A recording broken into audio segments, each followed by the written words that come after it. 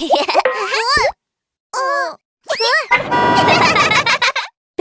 bus.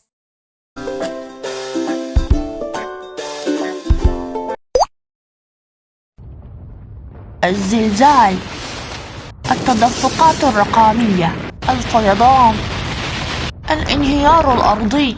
ماذا لو دمرت قريتنا بعد هذه الكوارث الطبيعية؟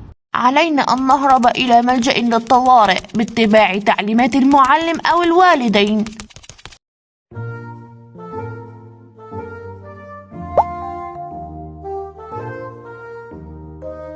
إذا لم يكن لديك مكان للذهاب إليه في حالة وقوع كارثة طبيعية، يمكنك الذهاب إلى ملجأ.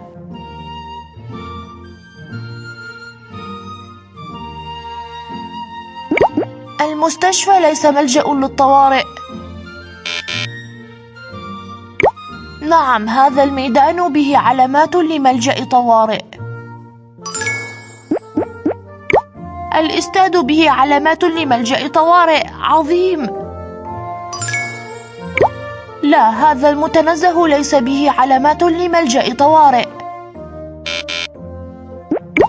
واو، هذا المتنزه به علامات لملجأ طوارئ. عظيم جدا. واو، لقد عثرت عليها جميعا. دعنا نبني ملجأ للطوارئ. ملجأ الطوارئ. لننصب خيمة نحتاج إلى وضع أعمدة. 1 2 3 4 5. رائع، تم وضع كل الأعمدة. قم بتغطيتها بالخيم هكذا. الطوارئ، لقد طارت الخيمة في مهب الريح. لتأمين الخيمة نحتاج إلى ربط الحبال بالأرض. أطلق المسمار ثم أربط الحبل به.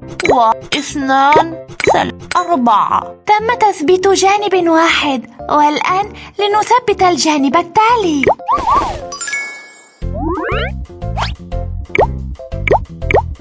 1 2 3 4. واو، تم نصب الخيمة. رائع.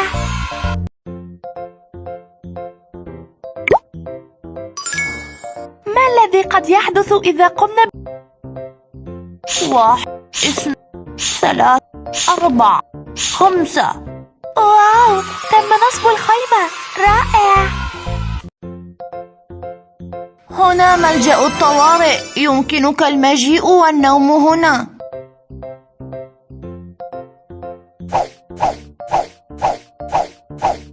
هل تعرف علامة مركز الطوارئ؟ هذا صحيح، هذه علامة ملجأ الطوارئ.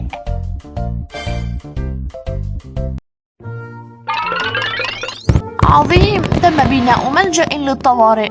دعونا نبني منشآت أخرى. إمدادات الطوارئ. أين أضع هذه؟ طعام معلب، معجون أسنان، لحاف، مصباح يدوي.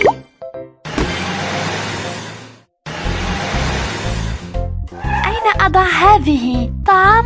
لا، طعام معلب، مياه، أدوية، لحاف، مصباح يدوي، بسكويت، أدوية، مياه،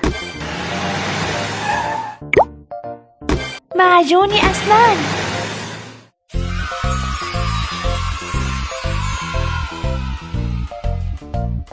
ها هو مركز إمداد في حالة طوارئ. يمكنك المجيء إذا كنت بحاجة إلى بعض الطعام.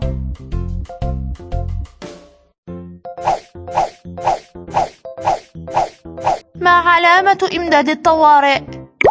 نعم، هذه علامة إمدادات الطوارئ.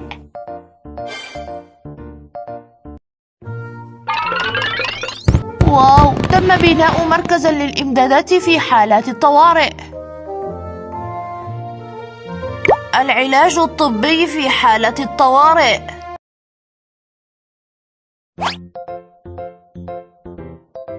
جهاز الصدمات الكهربائية.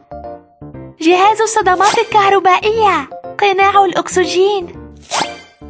سرير. ماسح الأشعة السينية. أدوات الإسعافات الأولية. جهاز التقطير الوريدي.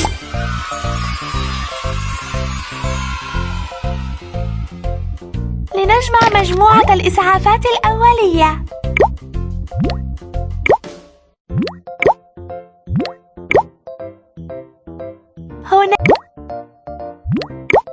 هناك الكثير.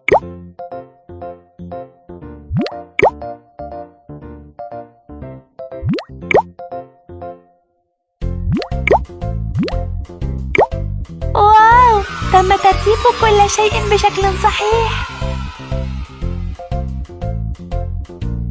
ها هو مركز الطوارئ الطبي، حيث يمكنك المجيء إذا كنت مريضا أو مصابا.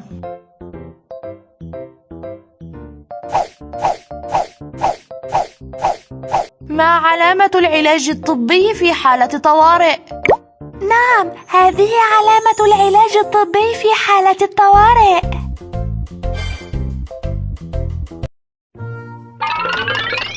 رائع، تم بناء مركزا طبيا للطوارئ. إمدادات المياه في حالة الطوارئ. آبار الدفع. بئر. مصرف. عربة الماء.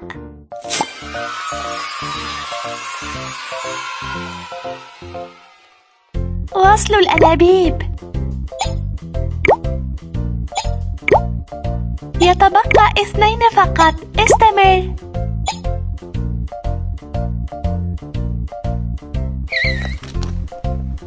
عمل رائع، لقد أكملت توصيل الأنابيب. يمكن للجميع الآن شرب الماء النقي.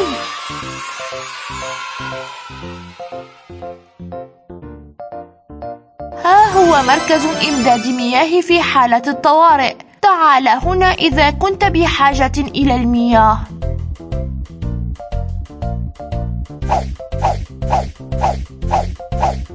ما علامة إمداد المياه في حالة الطوارئ؟ عمل جيد، هذه علامة إمداد المياه في حالة الطوارئ.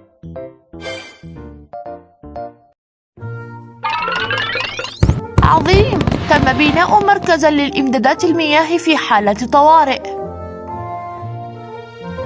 مرحاض الطوارئ.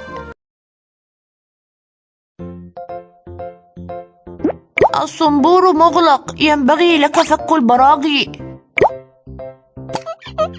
1 2 3 4. واو، لقد تم فكها جميعها.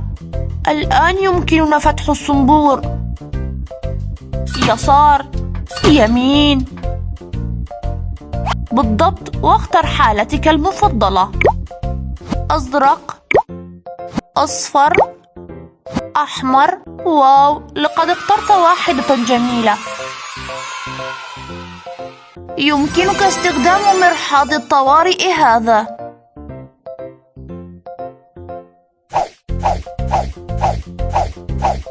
ما علامة مرحاض الطوارئ؟ نعم، هذه علامة مرحاض الطوارئ.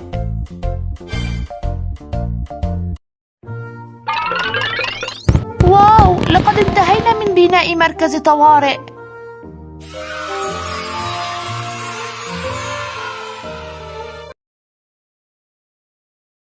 اتبع العلامة لتجد ملجأ الطوارئ. أها، هذا هو الطريق. لا يمكنني العثور على اتجاهات ملجأ الطوارئ. اتبعنا، سنسحبك إلى ملجأ الطوارئ. نعم، شكرا لك. نعم، هذا هو الطريق الصح. كيف يمكنني الدخول إلى ملجأ الطوارئ؟ أها، هذا هو الطريق. أوه، ليس لدي أي فكرة عن كيفية الوصول إلى ملجأ الطوارئ. اتبعنا، سنسحبك إلى ملجأ الطوارئ. حسناً، شكراً لك. نعم، هذا هو الطريق. أي طريق ينبغي أن أسلك؟ هذا هو الطريق.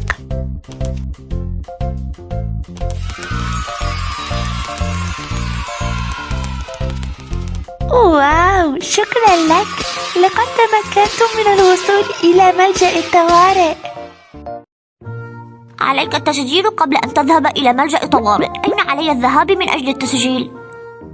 مركز التحكم في حالات الطوارئ. رجاء، أظهر بطاقة هويتك. ها هي بطاقة هويتي. عظيم، سأخذ منها نسخة بالسكانر.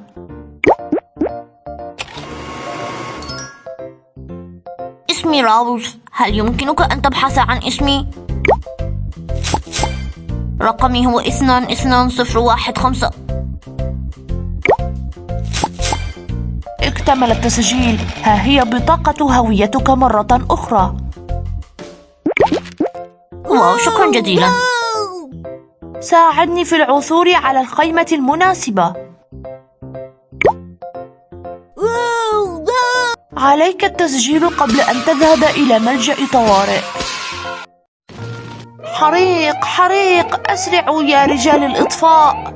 إمدادات الطوارئ. هل تعرف كيفية استخدام طفايات الحريق؟ أولاً، اسحب الدبوس الموجود في المقبض.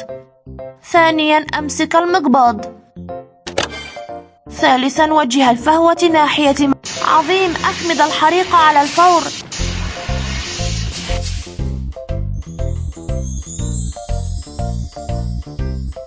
أوه، نحن بحاجة إلى خرطوم المطافئ لإخماد الحريق.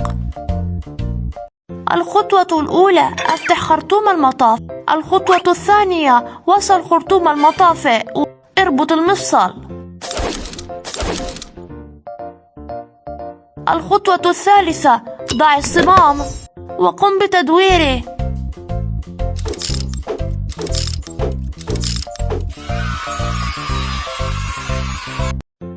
الخطوة الرابعة، قم برشه على النيران.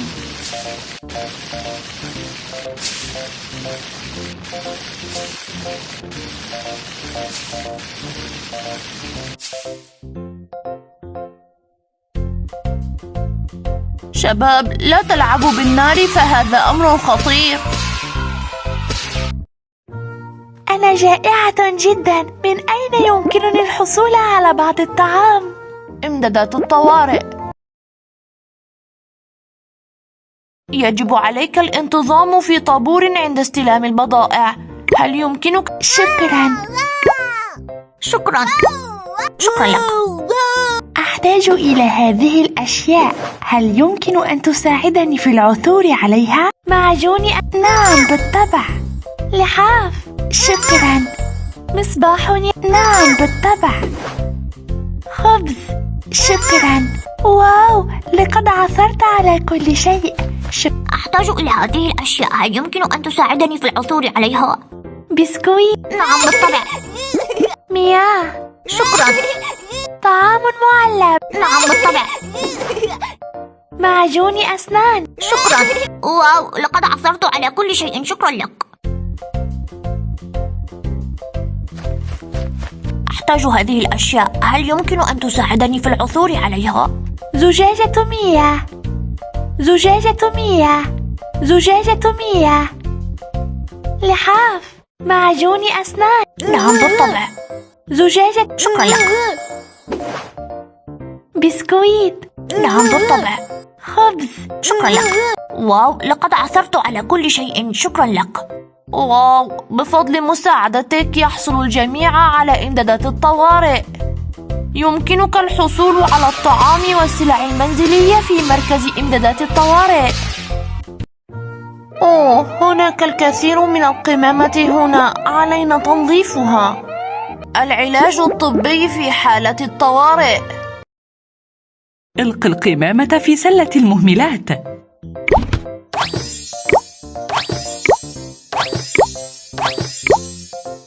لا تلقي بها في أي مكان هكذا. أوه، هناك بعوض في سلة المهملات، رجاء أن تخلص منه. أولاً قم بصب المبيدات الحشرية. ثانياً قم بتغطيتها. ثالثاً اضغط على الزر الموجود في أداة مكافحة الحشرات.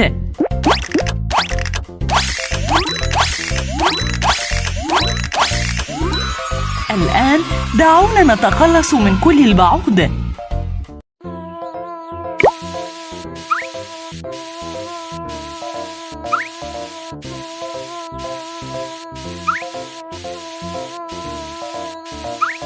أوه، نحن بحاجة لمزيد من الضغط على أداة مكافحة الحشرات.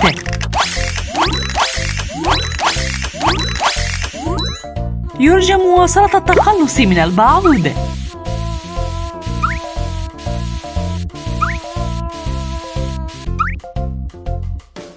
واو، يمكننا منع الأمراض المعدية بفضل مساعدتك. أين أبي؟ ما الذي ينبغي علي فعله؟ مركز التحكم في حالات الطوارئ.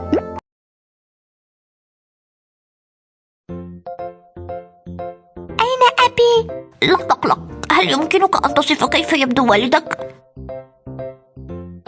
أبي لديه أذنان طويلتان. يرتدي أبي ملابس خضراء. والدي لديه لحية كثيفة. نعم، هذا أبي. اتصل بوالديك الآن. 1 3 4 9 8 2. مرحبا، هل أنت والد مومو؟ مومو بانتظارك في مركز التحكم في حالات الطوارئ. مومو، لا تمشي بمفردك بدون والدك. لا، لن أذهب إلى أي مكان بدون أبي. إذا تعرضت للتيه في ملجأ طوارئ فيمكنك الذهاب إلى مركز التحكم في حالات الطوارئ. في حالة حدوث كارثة قد تكون المياه ملوثة، دعونا نتحقق من ذلك. إمدادات المياه في حالة الطوارئ. صب بعض الماء في الزجاجة.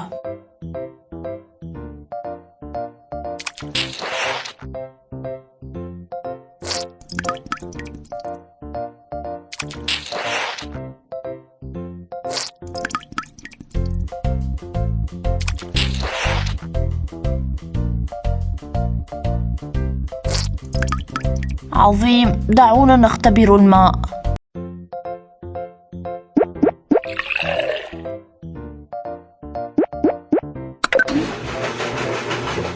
أوه، جودة المياه سيئة، نحن بحاجة إلى فلترتها. الخطوة الأولى، افتح الصمام.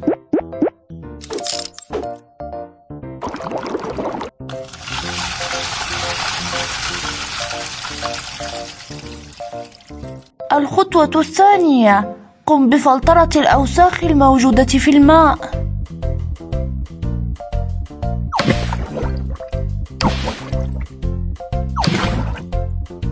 نعم، لقد أحسنت. الخطوة الثالثة، اقتل البكتيريا بالأشعة فوق البنفسجية.